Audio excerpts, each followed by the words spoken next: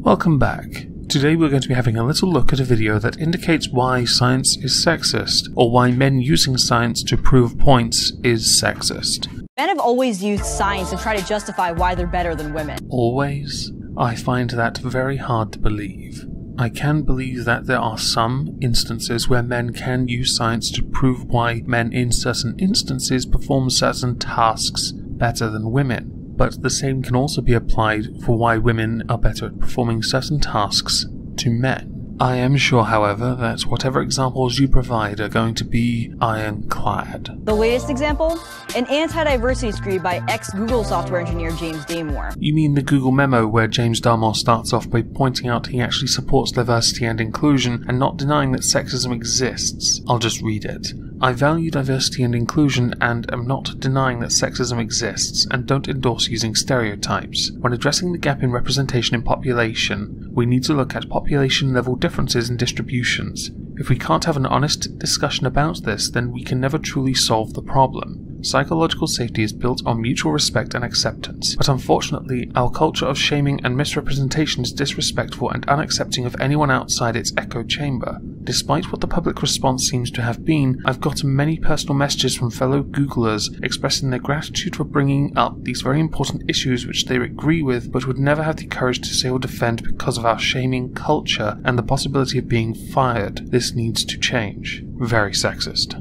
Just before we continue with this delightful lady's video, if anyone is interested in learning more about James Damore, what he did and what has happened since, I highly recommend going to see Sophane's video on the subject. Sophane's the straight one, that's right, the one on the right. He did a fantastic video talking about this. Link in the description. Women have higher anxiety and lower stress tolerance. Men have a higher drive for status than women do. Why, when you said higher anxiety, did you feel the need to do air quotes? This is something that has been proven to be true. We also see things like this when you look at fields like STEM, where women are not the more dominant number. It is a stressful environment. If there is an environment in our current year that has anything like KPIs, key performance indicators, targets, or productivity, you will see more men in those fields because it is a challenge and men prefer challenges. And there's my thumbnail.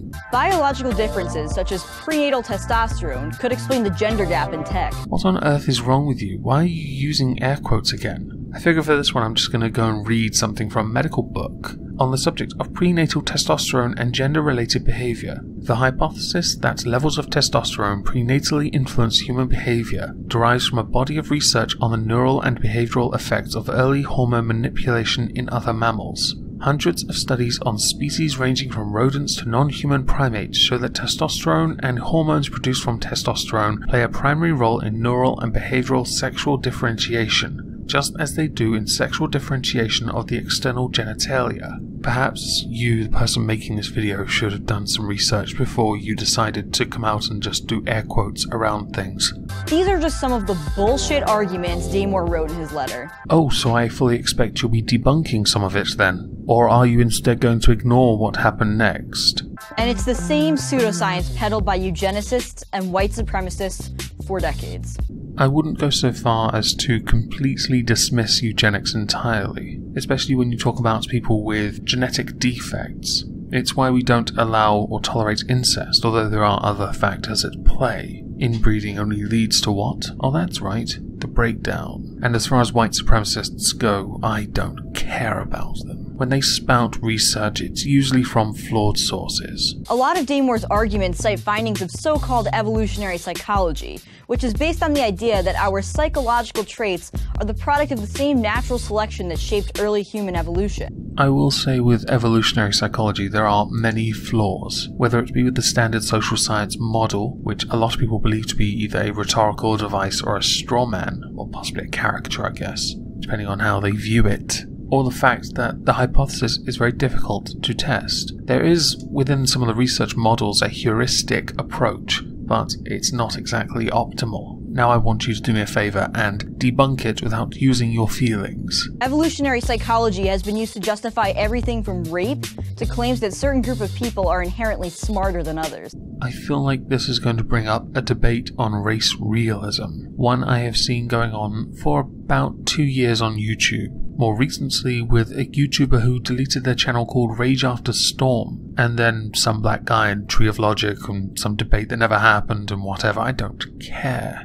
It's also been criticized for shoddy methodology, ignoring cultural context, and jumping to conclusions on inadequate evidence. Yeah, Darwin, your methodology is shoddy. Screw natural selection. Using vague scientific terms like prenatal testosterone to explain the extremely complicated issue of the gender pay gap reads like classic evolutionary psychology. In actual fact, it is not that complex at all. It just requires a few hours of reading to comprehend what Darmo was trying to say, i.e. doing some reading on prenatal testosterone. And as far as the gender pay gap goes, it is at Google for comparable roles. That doesn't really fall into the bracket of for the same job, and for the most part the pay gap isn't that complex at all either, as it is well known to be an earnings gap. Hence why I separated Google, because of the whole, quotes, comparable roles thing. Of course, using science to justify male superiority goes back even further. Stop using air quotes. You don't need to use them, I promise you. Hippocrates wrote that women are less psychologically stable, or more bluntly, hysterical. Freud and his peers posited that women's biology explained their inherent insanity.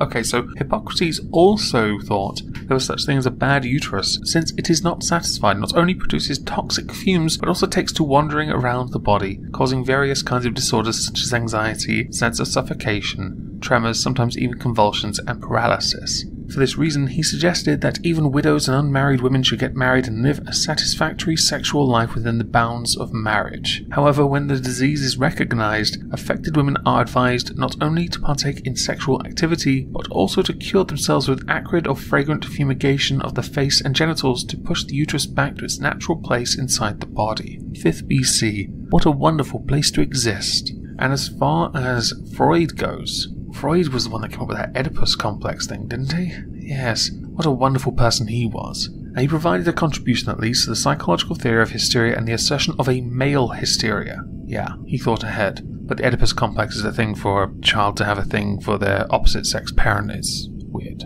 Although it has actually happened in well, a recent year or two, I guess, where a separated son with his mother when he was a child, he never met her as an adult not knowing, or he did know, didn't he? I think he did. And he ended up having a sexual relationship with her. That's weird. Anyway, moving off topic, carry on. Now, in 2017, a senior software engineer at Google called it their neuroticism.